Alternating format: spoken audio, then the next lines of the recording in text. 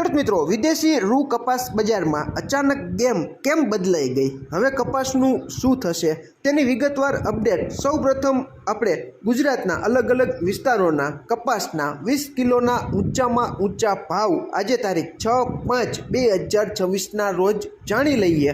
ત્યાર પછી વિગતવાર આપણે અપડેટ છે તે જોશું. ખેડૂત મિત્રો, બોટાદ 1970, અમરેલી 1960, બાબરા 1950, રાજકોટ 1930, જસદણ 1910, જેતપુર 1911, મોરબી 1610, ધ્રોલ 1800, હળવદ 1770, સાવરકુંડલા 1865, જામજોધપુર 1870, ભાવનગર 1859, જામનગર 1780, ભેંસાણ 1926, ઉપલેટા 1800, ગોંડલ 1881, પાટણ 1825, વિસનગર 1872.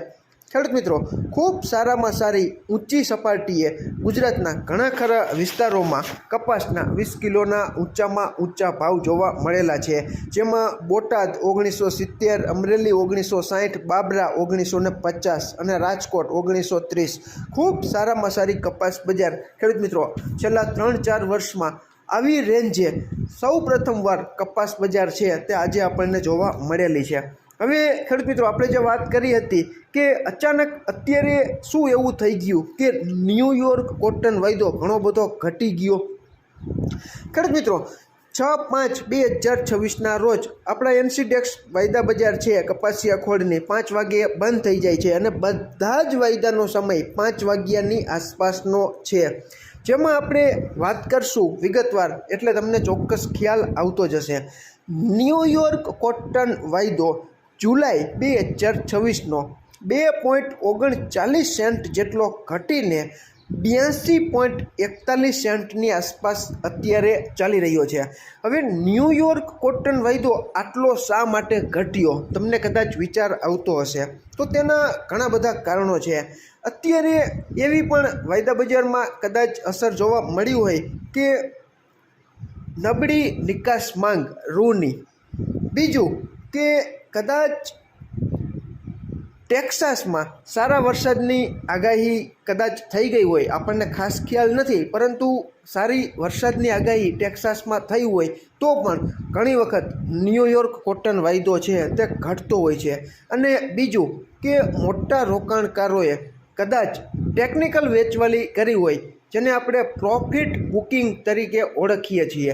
ટૂંકમાં સાદી ભાષામાં આપણે વાત એવી કરીએ કે ન્યૂયોર્ક કોટન વાયદામાં રૂની ગાંસડી વાયદામાં જે રોકાણકારોએ $65 કે $70 લીધી હોય તે અત્યારે આપણે જોયું કે $80 ઉપરની સપાટીએ ચાલી રહ્યો હતો. એટલે વેચવાલી કરીને નફો બાંધી લીધો હોય તો પણ ઘટી શકે છે. બીજું કે આંતરરાષ્ટ્રીય સ્તરે ક્રૂડ ઓઇલના વાયદામાં મોટા ઘટાડા અત્યારે જોવા મળ્યા છે. જેમાં આપણે ક્રૂડ ઓઇલનો ફોરેન WTIનો વાયદો છે તે જોઈએ તો $11.56 જેટલો ઘટીને $90.71 આવી ગયો છે. બીજું કે બ્રેન્ટ ઓઇલનો વાયદો પણ $11.63 ઘટીને $98.24 આવી ગયો છે. અને આની અસર આપણી MCX ક્રૂડ વાયદા બજાર ઉપર પણ જોવા મળી છે. આપણો મે 2026નો MCX ઉપરનો ક્રૂડ ઓઇલનો વાયદો પણ $1127 જેટલો ઘટીને 8,571ની આસપાસ આવી ચૂક્યો છે. હવે ખેડૂત મિત્રો, વૈશ્વિક લેવલે ક્રૂડ ઓઇલના વાયદા ઘટે એટલે મોટાભાગના દેશોમાં ચાલતા સ્થાનિક વાયદા છે તે ક્રૂડના ઘટી જાય. હવે ક્રૂડ ઓઇલના વાયદામાં આટલો બધો ઘટાડો શા માટે આવે? તો કે અત્યારે આપણે જે જોઈ રહ્યા છીએ કે અમેરિકા, ઈરાન અને ઇઝરાયલ વચ્ચે જે સંઘર્ષ ચાલી રહ્યો છે તેમાં કદાચ રાહતના સમાચાર આવ્યા હોય તો પણ ક્રૂડ ઓઇલના વાયદાઓ છે તે ફટાફટ ઘટી શકે. હવે રાહતના સમાચારમાં એવું છે કે આપણી પાસે પરફેક્ટ માહિતી નથી. ટૂંકમાં સીઝ ફાયર કે યુદ્ધ વિરામની વાત ચર્ચામાં અત્યારે બજારમાં ચાલતી હોય તો પણ વાયદા બજારમાં વહેલી ગંધ આવી જાય છે. એટલે વાયદા બજાર તેને લીધે પણ કદાચ ઘટી ગઈ હોય. હવે એનસીડેક્સ ઉપરનો આપણો કોકુડકલ કપાસિયા ખોળનો મે 2026નો વાયદો પણ 39 રૂપિયા જેટલો ઘટીને 3446 અને જૂન 2026નો કપાસિયા ખોળનો વાયદો 36 રૂપિયા જેટલો ઘટીને 3484ની આસપાસ બંધ થયો હતો. હવે ખેડૂત મિત્રો, ન્યૂયોર્ક કોટન વાયદો ઘટે એટલે મોટા ભાગના દેશોમાં કપાસ અને રૂ બજારમાં તેની સીધી જ અસર છે તે જોવા મળે અને ક્રૂડ ઓઇલમાં આજે મોટા કડાકા છે તે ખેડૂત મિત્રો થઈ ગયા.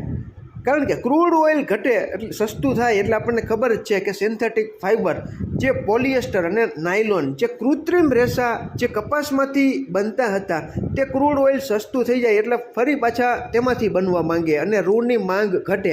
રૂની માંગ ઘટે એટલે રૂની નિકાસ નબળી પડે.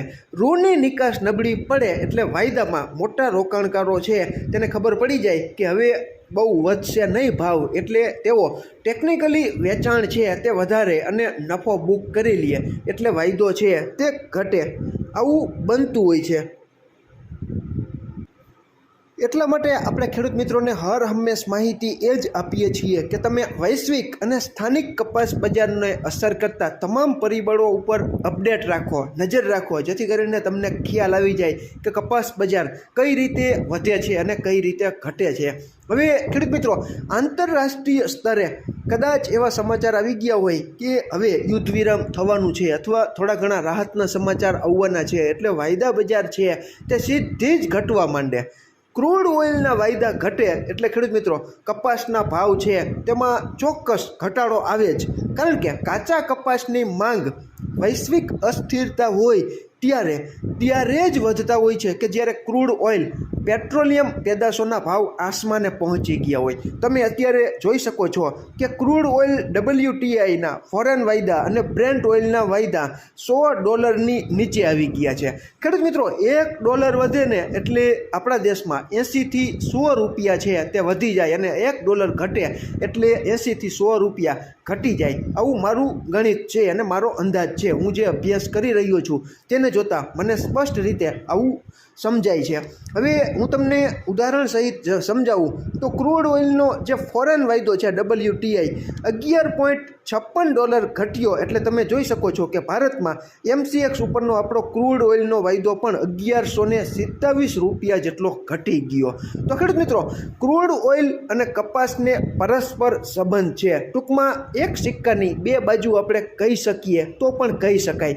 ક્રૂડ ઓઇલના ભાવ વધે ઇન્ટરનેશનલ લેવલે તો કપાસના ભાવ પણ ઇન્ટરનેશનલ લેવલે વધે તે તમે ખુદ અત્યારે જોઈ શકો છો.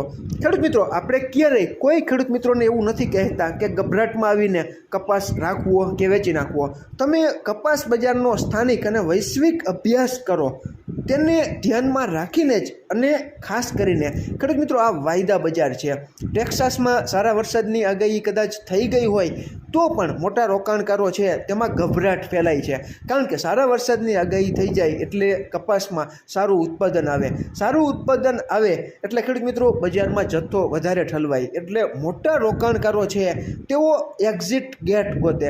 ટેક્સાસમાં સારો વરસાદ થઈ જાય એટલે મોટાભાગના રોકાણકારોમાં ફફડાટ અને ગભરાટ ફેલાય અને વેચવાલી વધારી દઈએ, જેને આપણે પ્રોફિટ બુકિંગ તરીકે પણ ઓળખી શકીએ અને વાયદો છે તે સતત ઘટતો જાય. આવું બનતું હોય છે. જો આવી પરિસ્થિતિ થાય તો ટૂંકમાં આ વાયદા બજાર છે.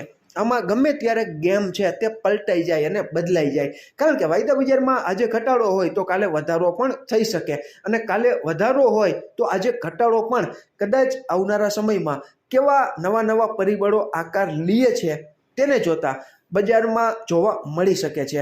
એટલા માટે તમારા ખુદની આર્થિક નાણાકીય જોખમ સહન કરવાની શક્તિને ધ્યાનમાં રાખીને જ તમારે તમારો કપાસ રાખવો કે વેચી નાખવો તેનો સંપૂર્ણ નિર્ણય સંપૂર્ણ તમારા ભરોસે તમે લઈ શકો છો.